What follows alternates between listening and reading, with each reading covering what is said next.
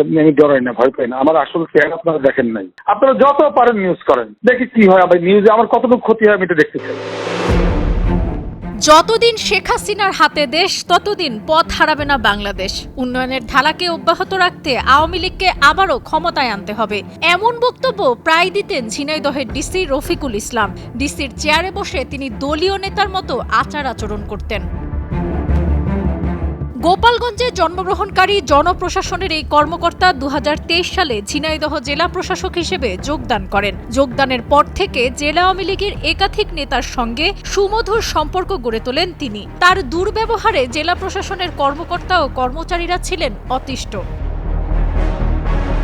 জেলা প্রশাসকের কার্যালয়ে কর্মরত একাধিক কর্মকর্তা জানান, অফিসে তিনি নিজ দপ্তরের কর্মকর্তা কর্মচারীর চেয়ে আওয়ামী লীগের নেতাকর্মীদের সঙ্গে বেশি সময় ব্যয় করতেন। অনেক সময় তাদের সঙ্গে মধ্যরাত পর্যন্ত আড্ডাও দিতেন। বিভিন্ন উৎসব পার্বণে ছাত্রলীগ যুবলীগের নেতাকর্মীদের নিজ কার্যালয়ে ডেকে এনে নগদ টাকা দিতেন। অনেক সময় সেবা প্রত্যাশীরা ঘন্টার পর ঘন্টা অপেক্ষা করলেও নেতাকর্মীদের ভিড়ে ডিসির সাথে দেখা করতে পারতেন না তারা।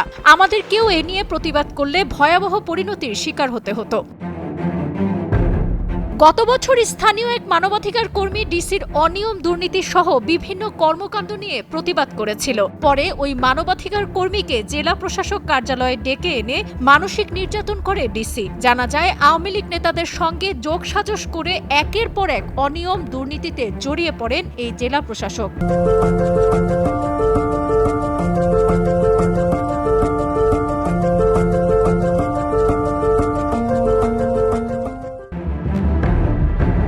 জেলা প্রশাসক দপ্তর, চক্ষু হাসপাতাল, কালেক্টরেট স্কুল, দোকান বরাদ্দ সহ বিভিন্ন দপ্তরে নিয়োগ বাণিজ্য করে কোটি কোটি টাকা হাতিয়ে নিয়েছেন জনপ্রশাসনের এই কর্মকর্তা। জেলার ইটভাটা, সরকারি বেসরকারি সহ বিভিন্ন প্রতিষ্ঠান থেকে মোটা অঙ্কের মাসোয়ারা আদায় করতেন তিনি। কলকাতায় খুন হওয়া সাবেক সংসদ সদস্য আনোয়ারুল আজিম আনার হত্যার মাস্টারমাইন্ড আমেরিকা প্রবাসী আখতারুজ্জামান শাহিনের কোটচাঁদপুরের আলোচিত বাংলোবাড়িতে নিয়মিত যাতায়াত ছিল ডিসি রফিকুলের। ওই বাংলোবাড়িতে চোরাচালান সহ স্থানীয় রাজনীতির বিভিন্ন বিষয়ে সিদ্ধান্ত হতো, যা দেশ বিদেশের গণমাধ্যমে প্রকাশ পায়।